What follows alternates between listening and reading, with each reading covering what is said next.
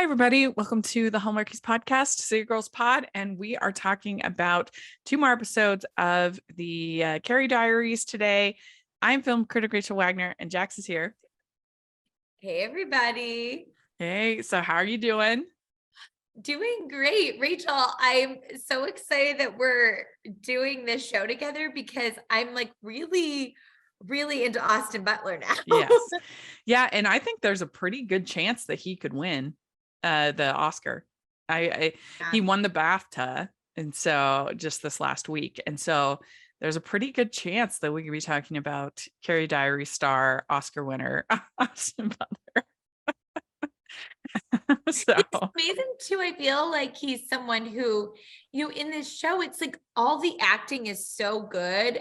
When for a show like this, they could have just skated by with good looking people and have it be kind of cheesy. But no, these actors are actually really doing it. Yeah. That's a great cast all around, across the board. Like there's really not a weak link, I wouldn't say, acting wise. No, not at all. This episode 10, is The Long and Winding Road Not Taken, is what it's called. And we have on her 17th birthday, CARRIE is torn between a chance to mingle with New York's literati and spending time with her friends and Sebastian. Dorrit lands in a sticky situation. So overall, what do you think about this episode? This episode was really fun to, again, like we're seeing further exploration of all these characters, which is really great. I liked getting to see Dorrit kind of get her flirt on a little bit. Yeah. That was a different side of her that I didn't expect to see. And it also, like, we get to see a side of Sebastian where, I mean, it's actually quite scary because he's really delving into having a little bit of an alcohol problem in this. Yeah. And then that was kind of, I felt like, sort of dropped in the next episode. So I wonder if they're really going to do something with that, or if it'll just be this episode. Yeah, it was scary to watch him throw all those back. Mm-hmm. And he's just so devastated because his family, he does not have a family unit that he can rely on. No. Yeah, his mom is a mess, particularly in the next episode. But yeah, he gets drunk at this party. And these New York parties, like they evidently have like no supervision of any kind, and like teenagers can just come in and out. She's turning 17 and she's at this wild party. Yeah, I mean, you think that the dad would be kind of more careful at this point after what has already happened, for her going to these kind of parties. Yeah, it's like once CARRIE gets to the city, all bets are off. Mm-hmm. Yeah, and the big gift from the dad is that he's going to give CARRIE a credit card. And yeah, that's certainly nothing that my parents ever did. No. I mean, every once in a while we would get, like money to go out to the movies or, something like that. But pretty much we had to earn it. Like we had to work or do something to get an allowance or spending cash. Yeah, I didn't get a credit card until actually after I graduated grad school. And I will say that was a mistake the way that I used my credit card. I used it for a lot of weddings and bachelorette parties, and I definitely went in the hole for a while. Yeah, I mean, I didn't have my own credit card or bank account until I went away to college. Yeah, and then I still had a job in college for like spending money and things like that. I worked in the at the dorms. I worked in the salad bar at the dorms. How often did you work? I love that. Yeah. I worked like 3 days a week, something like that. Yeah. And we made I still to this day, like I know how to make a fruit plate because of that job. I learned how to make this special dip with ginger in it, and I can cut down a pineapple very quickly because we made these like fruit trays and vegetable trays. And yeah, I learned how to make Jell-O. I never had Jell-O before. or not. You're like, My mom would make Jell-O if we were sick, but she Yeah. didn't like, my mom didn't really like a lot of those sort of Americana kind of foods that she'd grown up on. Like we didn't have roasts that often. We didn't have, which was what my grandma made every Sunday, her mom. And I know she liked more sort of exotic foods and she loves looking at like recipes and trying different cultures and stuff. things. And so yeah, we never had things like Wonder Bread or it wasn't until my my mission that I tried a lot of those kinds of foods in Indiana, of course. And but yeah, I learned how to make Jell-O. You must have been like, oh, all these wonderful foods. Yeah, it was really good. They're great. Yeah. And we also didn't have cereal very often at my house because it was just real expensive with 6 kids, to have, because cereal can add up in cost. And so when I went away to school and the dorm had like a whole wall of cereal that you could Yes. Yeah. I was like, what? You're like just solely existing on cereal at that point. You're like, I just got to try them all. Yeah. And we had spaghetti all the time. My friend Kay would kind of joke that every time she was at our house, and she was one of my best friends, she's like, you always have spaghetti pasta of some kind. Because I mean, it makes sense because it's very cheap, it's yummy and easy to make. Yeah, it's so filling. Yeah. So we would have pasta and sauce a lot. But anyway, I can't even remember why I started talking about all of that, but yeah, I worked at the Carrie had a credit Oh, card. the Carrie had a credit card. But No, yeah, that it was wasn't not until my I was in college that I had a credit card. I'm sort of shocked that her dad gave her one. Yeah, and he was like, "Hey, go out, treat your friends and all this stuff." And I'm like, "Wow." Okay, Dad. Yeah. I mean, he did say that there's a limit, but it sounded like, because you figure all her friends at the diner is probably $100. Yeah. Between all of them, at least $60. I guess in the 80s, I don't know what they were charging for fries. And so we have this new student, I guess, I don't know, visitor, Stacy Ling, coming in, and there's sort of a battle over her between Mouse and Wes. And what do you think of this rivalry between Wes and Mouse?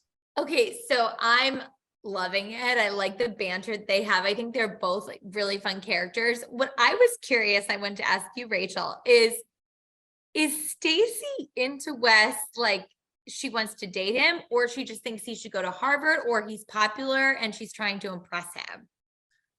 Probably some of all of it. I think she's probably, I mean, he's an attractive young man, so probably, and definitely trying to impress him, I think, one way or another. Yeah, you can definitely see that. And then with that she says that Mouse needs a hook. And so she says that, and then Mouse says to her, "We may be a dime a dozen, but we're still awesome as far as being the Asian genius." And Mouse ends up getting a job as a team manager for the basketball team. Yeah, this is fun to watch Mouse try and whip the guys into shape. Mm-hmm. Yeah. Yeah. And then we have Carrie trying to learn to drive stick.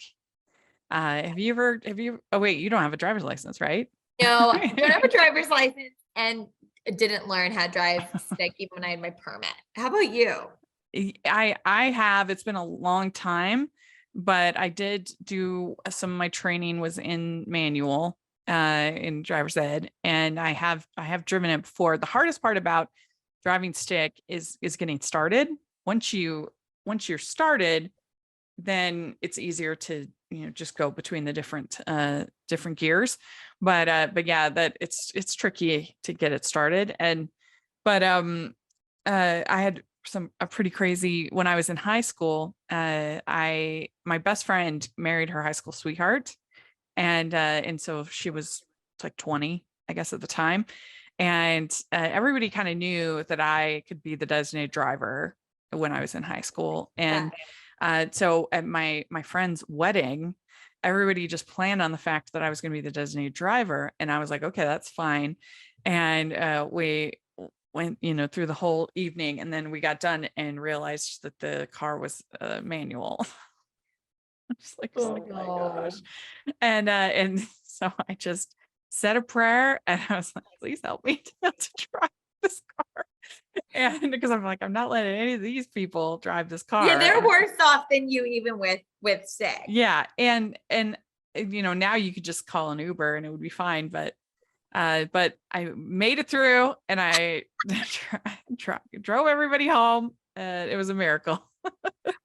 It's so scary. I think I might have said it on here one time, but I cupped like twice in college. I was the DD, even as someone who didn't have a license, but I didn't drink that much in college. So, I mean, I never drank when I was the 2 times I drove, but it was one of those things where it was like, okay, my friend's really drunk, and we didn't really have Uber in that town or even all. So it was that thing of like, okay, do I just do it? But yeah, it's so scary when you don't know. Mm-hmm. Yeah. And I mean, that's the thing, is that Carrie, I don't think it would be quite as jerky as they show on the things, because once you get started, it's really not that hard. It's the getting started that makes it hard. That's the part that would be jerky, not the like while she's driving. It's so funny. It was funny. It was funny. Ho, ho, ho. We'd like to take a second and thank our sponsor for this episode of the podcast. It's the Hallmarkies Patreon. Do you love Hallmarkies podcast, especially at Christmas? Do you enjoy the holiday previews, recaps, interviews, and bonus episodes? If the answer is yes, please consider supporting the Hallmarkies Patreon. We need your help to do what we do both during the Christmas season and all year round. But not only do you help a podcast led by strong, independent women by becoming a Patreon, you get to become a part of the Hallmarkies family. Starting at only $2 a month as a patron, you will have access to our Facebook Patreon group where we talk about the movies, shows, and more all year. We also have many monthly patron watch-alongs with guests like Lacey Chabert, Natalie Hall, Paul Campbell, Mary Lou Henner, and more, giving their behind-the-scenes details of their films. As a patron, you also have the chance to provide input into the podcast and even join us at different tiers. So this Christmas season, spread some cheer to the Hallmarkies Patreon and become a member today. You won't regret it. Go to patreon.com/Hallmarkies to learn more. That's patreon.com/Hallmarkies. And so there's some awkward situations that can happen when you're a teenager. Let's just put it that way. And Carrie takes Walt to the interview party. And what do you think about this plot with Walt? He tells Maggie that they're just friends. He has this whole conversation with Bennett. What do you think? So I like that Walt, even though he's not quite ready to come out to Maggie or even to himself in some ways, he is being honest with her about just wanting to be friends. The plot with Bennett is interesting because if he's going to be sort of like an older mentor who's been through it and be a friend, I love that. I really hope there's not a romantic thing there because he's just too old for Walt at this point that Walt is in high school. Maybe in 5, 6, 7 years, but right now it doesn't feel appropriate. How are you feeling about it? Yeah, I agree. I mean, I think that that's where it's going. It feels like that's where it's going. So in this show, and almost everybody in the show has a relationship with an older person. So it's a little bit of a weird thing about it. So I guess it makes sense within the world of the show, but I agree. I would prefer it to be more of a mentor kind of relationship. And you know what? For a second, Rachel, I actually thought it was going that way when Bennett was like, hey, if I knew you were in high school, I never would have tried to kiss you, that kind of thing. But then to your point, when Bennett goes off with someone else and Walt's upset, I'm like, oh, it is going in that other direction. And I don't know how it's going to all pan out. Yeah. Yeah. So we also have Dorrit. She's going to the record store to get a gift for Carrie, and she's going to be getting her Genesis, I think it was the album. And I'm like, Yeah, that doesn't seem like so. Carrie to me. No. And then she cares what Carrie wants, which is kind of funny. Yeah, and so then she shoplifts some cassette tapes, but she does a terrible job at it. I mean, there's like sticking out from her pocket. You can see them. It's so obvious, and that cute guy is watching her every move. Yeah, yeah. And so then he puts her in the closet. Yeah. And she thinks he's calling the police. She's very upset, and she tells him that she only wants to go to college to get away from my family. She doesn't. She's this bitter, angsty teen, as we've seen.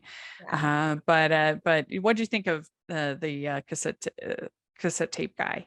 That's what I called him. I thought he was really charming, and I loved how we had the banter with her of like, here's how you steal. And when he's like, oh, your eyes are so obvious, but they're really pretty too, I was like, okay, I like this for Dorrit. I mean, assuming that he's age appropriate, which I think he is, I hope he is. Yeah. Yeah. Yeah. And he says, have you been kissed before? And she says no. And I think he even says, would you like me to be the first, or something like that? And so then they have a kiss, and that was pretty good, pretty cute. And then you have her making Carrie a mixtape, which is so cute, with all of their mom's favorite songs. This was one of those, I'm telling you, Rachel, when they had these sister moments where they're remembering their mom, it always gets me. I just think it gives the show so much heart. Mm-hmm. Yeah. Yeah, it was really sweet. And I remember having so much fun making the mixtapes. There were times when I would record the songs off of the radio. I would wait until it played on the radio, and then I would record it and then put it as part of the mixtape. This generation doesn't know what we went through just to get music. Yeah, they don't know what it's like to wait and wait and wait and wait and wait for a song. Yeah, and I remember particularly the Whitney Houston Songs for Africa or whatever concert that she did. It was live in Africa, and I remember staying up late because it was in Africa or whatever. Yeah.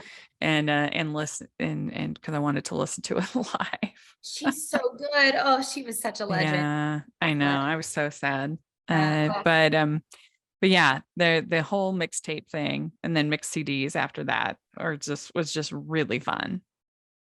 Yeah, yeah.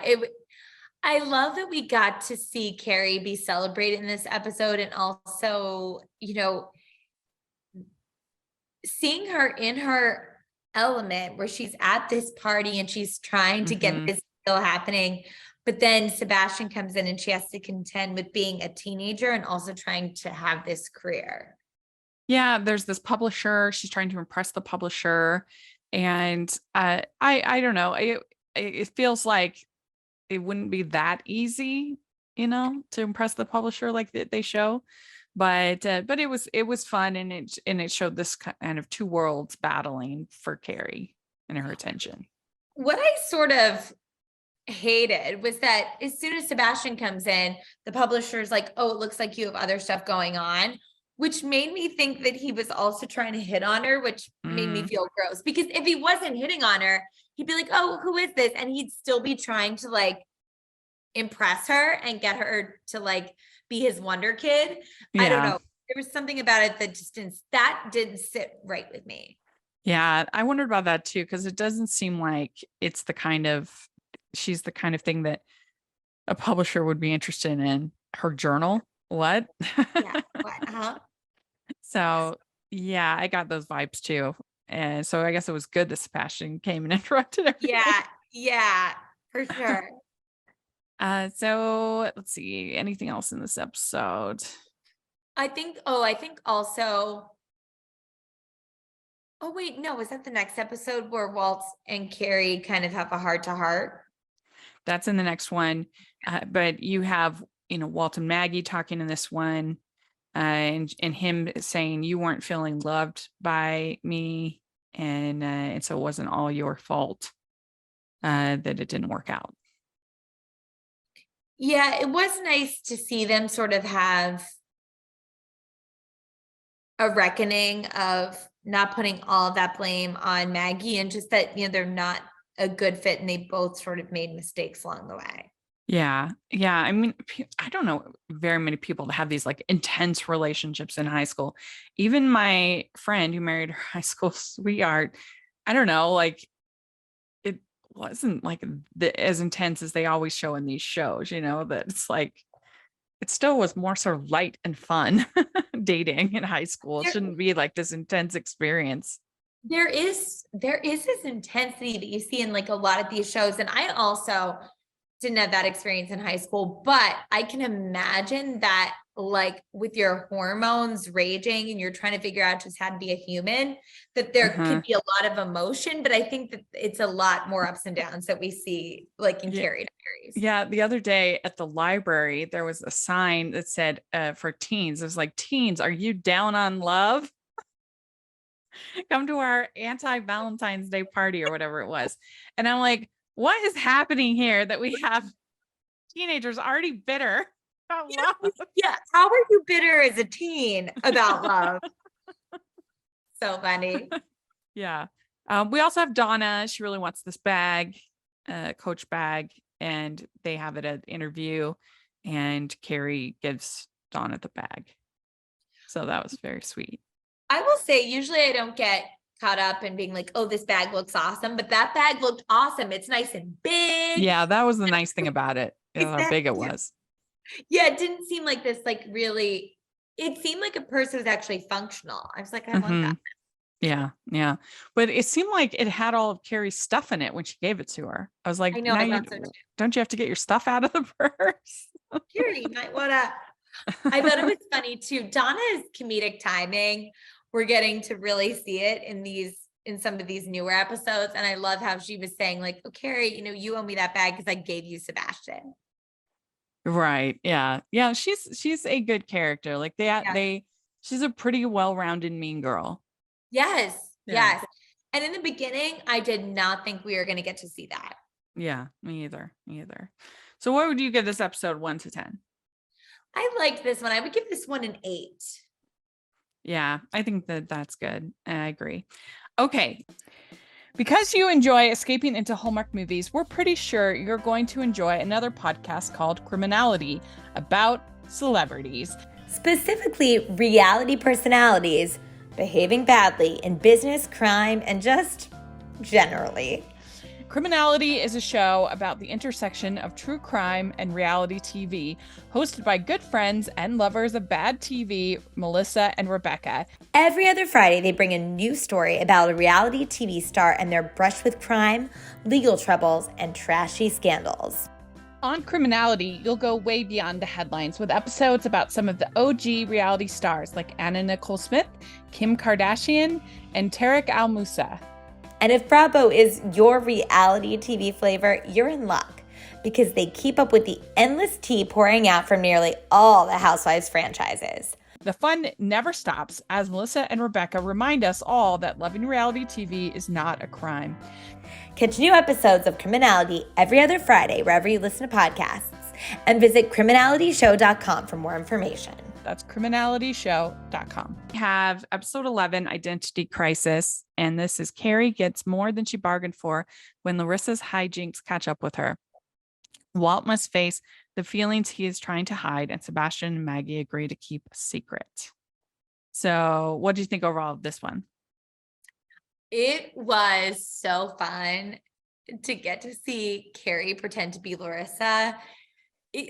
Just when she's doing this like fake British accent and all these antics around the city, I was totally charmed by this episode. And then there's a very real stuff that's going on with Walt and him dealing with all of his feelings. I thought it was a nice balance between the two. Yeah.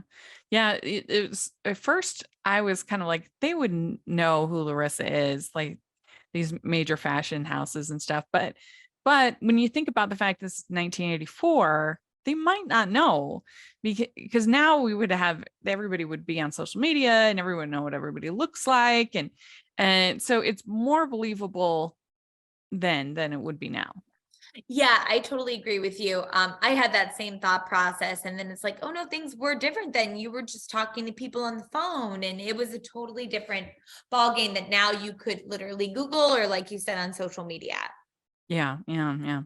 And so then we also have Mouse making this presentation to the team members, and her philosophy is, well, the more competitive that you become, the better players that you'll become, even though they're undefeated. But she forgets like the importance of teamwork.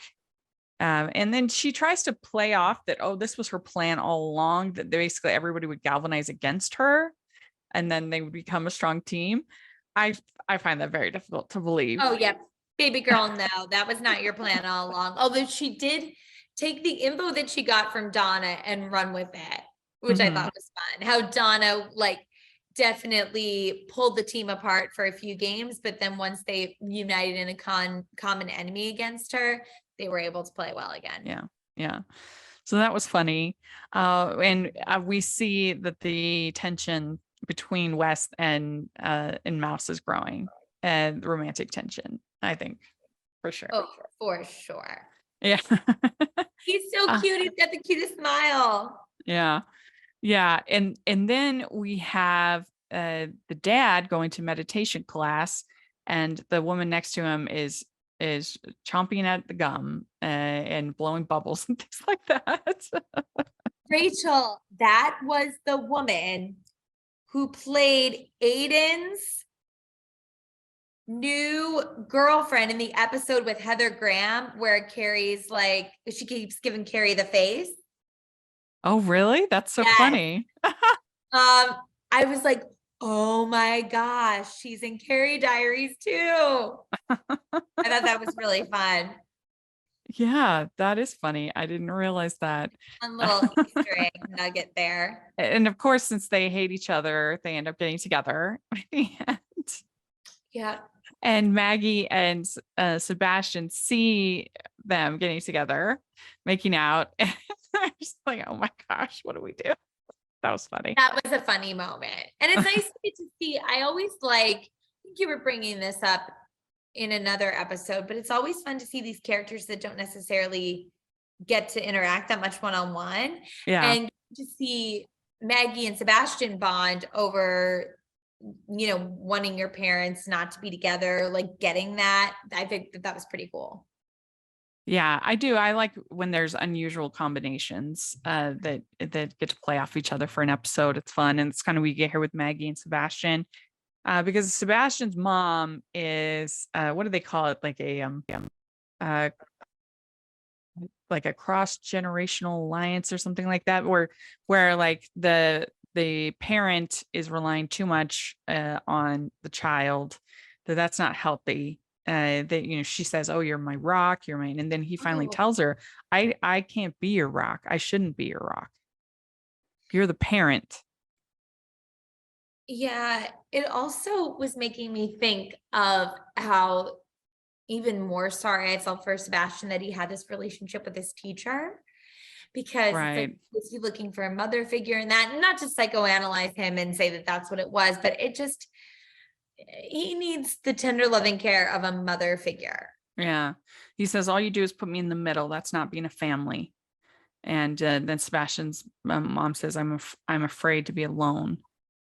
And so, yeah, I think that's definitely like very unhealthy to like put the teenager in as your main support system if you're an adult. Again, that's just not healthy. Yeah, not a good dynamic at all. And so then we also have I thought it was funny that Carrie hates coffee. She's like, it tastes like jet fuel. which I don't drink coffee. I didn't grow up drinking coffee. The few times that I've tasted a sip of it, so it's one of those things. That's what we were saying about the Cosmo, that it would have been funnier if she had been kind of, ooh, Like, what? because I think both coffee and wine are flavors that you have to kind of grow accustomed to. Yeah, I thought it was very cute when she's having the cappuccino and she's like, Yeah. it tastes like coffee flavored ice cream, or at least how I think it would taste. Like, yeah, I like a cappuccino as well, and I'm not a big coffee person. Yeah, yeah. So that was funny. Then we have this a whole back and forth of her being pretending to be Larissa, trying to get this package. And she ends up leaving the store because this woman says that she slept with my husband, so Larissa did. And so she leaves the store with this like $1,000 dress on. And she looks adorable, by the way. Yeah. And then they get the package and it ends up being an Andy Warhol wig. And so then they have to figure out how they can get the wig to Andy Warhol, and they find this like secret club. It's a That was mess. fun too when she tries to identify herself as Larissa to the guy at the club, and he's like, I know her biblically. Yeah. Oh, okay. Yep, I know what you mean. All right. Yeah. Yeah. And he's like, you got Andy Warhol's wig? Why didn't you say so? I mean, I don't know if that wig looked pretty cheap to be Andy Warhol's wig. know. I don't think. What? I think he had nicer wigs. For sure. I thought it was really telling of Carrie and her growing maturity level that they invite her into the club and she's like, I've had enough excitement for one night. Let's just get this done. Yeah, it was fun. And then so Walt goes to lunch with Bennett. They're talking, and he kind of explains his story and how he became comfortable being gay. And then we have Carrie talking to Walt, and she says, if being gay is who you are, then it must be good because you are good. And whatever happens, I love you and I'm here for you. And if only everybody could have that experience, of the first person that you basically, he like didn't actually come out to her, but he basically did. He didn't say those words, but for him to hear that from anybody, I think is very fortunate for 1984. Yeah, absolutely. And I think that now Walt, between Donna and Carrie, he's been able to have a space where he feels a little bit safe. And same with Bennett. Like he's slowly building a community of people who get him and are there to support him. Mm-hmm. Yeah. So I thought that was a lovely scene, maybe the best scene of the show. I think so far that scene between the two of them was really sweet. Well done. Yeah. Yeah. I mean, I grew up in a very conservative religion and everything like that. And so I had an evolution on these topics over the years. And, but it wasn't until a friend of mine, my sister's gay, so that was obviously a turning point, but also, and a friend of mine was coming out to his parents and because they knew I was religious, like he asked me for like advice on what he should do, what he should say. And I just felt like, am I the last person to give advice? And I just wanted him to be loved and accepted so badly. And it was a real turning point for me where I realized like, I need to be that person. I need to be that person that is loving and kind that I want for my friend. And so that was kind of the turning point where I was like, I'm going to be an ally from this point forward. Rachel, that's really beautiful, like that evolution that you had and how, because I think a lot of people don't open up their hearts to that, if they're raised a certain way. And when your sister came out, how did your parents feel about it? My parents did pretty good. I mean, I'm sure she might, say, oh, it wasn't ideal, and I'm sure they said things that weren't perfect, but I think they did pretty good for not only just it being for her coming out, but also just like huge changes in her life and her being with, having a partner and all that stuff. That's a lot for your, young daughter to absorb, that about. Yeah. So it's more than just being gay, but like having a relationship and, just all the different stuff that all happened at the same time. And I think they did a pretty good job of absorbing it and being accepting and yeah, I'm again, probably not ideal, not perfect, but I think they did okay. But no one, and that's okay, because no one's going to be perfect. And like a lot of being in relationships with people is like about how you prepare them.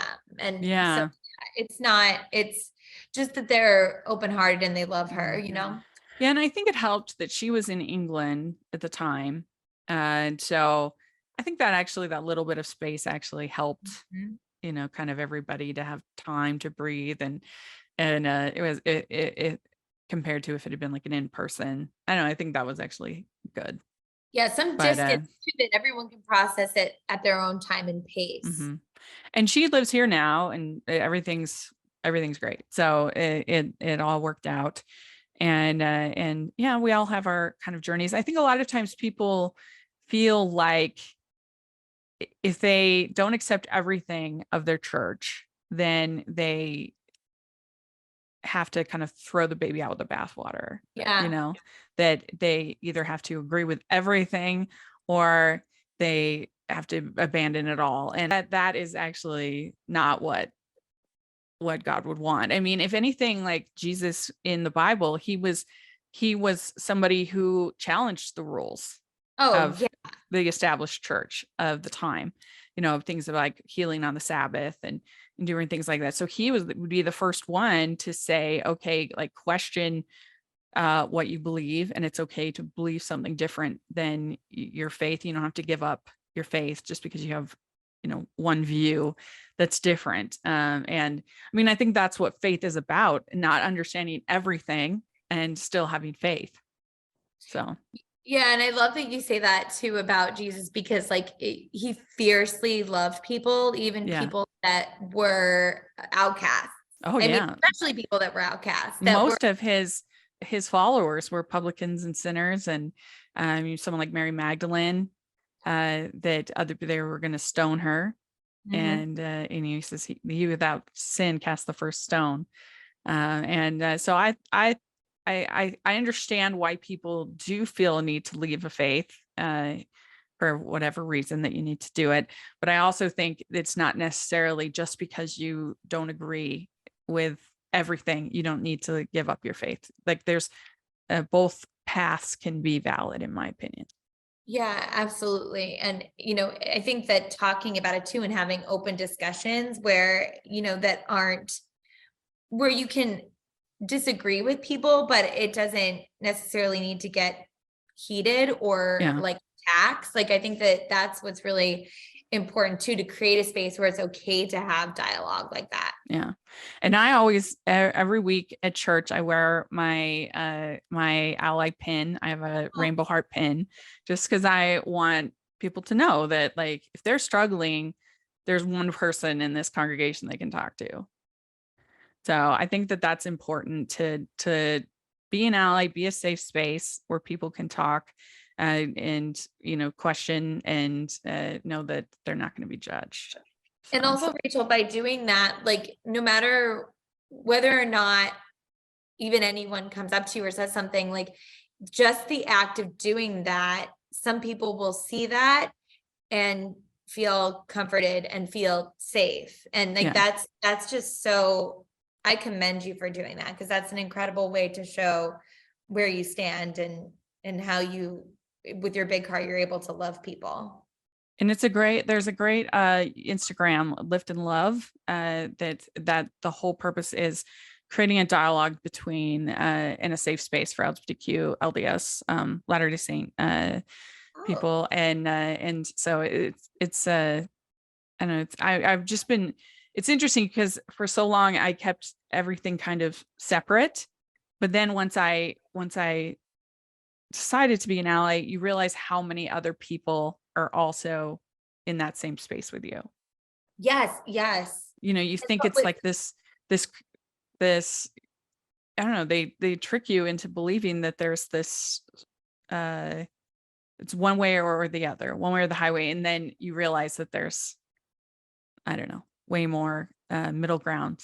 And that's okay. It's called Lift in Love. Lift and Love. Yeah. On Instagram. So it's and there's other resources too, that if people are interested, I can tell you more, but I just thought that this scene was just so well written, so sweet, so endearing. Yeah. And it's nice to see this show really tackle some topics that can be challenging, like sexual identity and grief. And, even, with Sebastian, like not having a safe space with his family, and Maggie and her socioeconomic situation. Like there's so much stuff in this show that it has so much more depth than Sex and the City. Yeah. It's like Sex and the City is amazing. Don't get me wrong. And it's a cultural mainstay and it's iconic, but this show is really, really great. Yeah. I mean, we definitely have our issues with the show, but I think overall, especially it being 42 minutes, I think it helps it to give more time to like deal with some of these weighty topics. Yeah. We'd like to take a second and thank our sponsor for this episode of the podcast. It's the Hallmarkies merch store. Are you looking for that perfect gift for the postable, Hardy, or Hallmarky in your life? What about getting that t-shirt or hoodie that will help you stand out at your next holiday party? Now is the time to check out the Hallmarkies merch store. Full of festive designs by artists like Jessica Miller, Carrie from Hallmark Comics, and more. You can even have more than just shirts, but totes, cell phone cases, notebooks, mugs, and more. And it isn't just Hallmark. We have designs for Anna Green Gables, Man from Snowy River, The Nanny, and more. Every purchase at the merch store goes to help support the podcast and allows us to make the great content you know and love. There are frequent sales, so go to tpublic.com/stores/Hallmarkies or see the link in the description. That's tpublic.com/stores/Hallmarkies. I definitely think if you and I were consulting, we'd be like, let's stop with the relationships with kids and adults. Yeah. That's the biggie. Yeah. I mean, it's hard to compare because Sex and the City is, 22-minute comedy. Yeah. Or exactly. It had a few more heartfelt moments, like with Samantha's cancer and a few things like that. But for the most part, it's a silly, fun show. Yeah. Whereas this is trying to be more of a drama. Which is interesting what we were talking about, that it might have been hard for them to find their audience because it is literally a different genre of show and different audience for the show. So you do feel kind of like, who was this made for?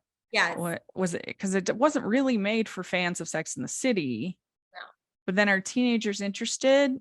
Clearly not, because it only lasted 2 seasons. Yeah. But I'm surprised that, like I said, that Austin Butler wasn't more of a breakout from this show. Yeah, 100%. I mean, I would think that teen girls would have posters of his, like he would be a heartthrob. 100%. Yeah. he's just, and he also is just so likable. Like, even though he is oozing charm and good looks, he's so likable. Yeah. So there we go. I think this was a really good episode. I'm actually going to give this a 10 because of that. I thought that scene, it wasn't a coming out scene verbatim, but it was a I love you no matter what scene. I thought that was like perfect.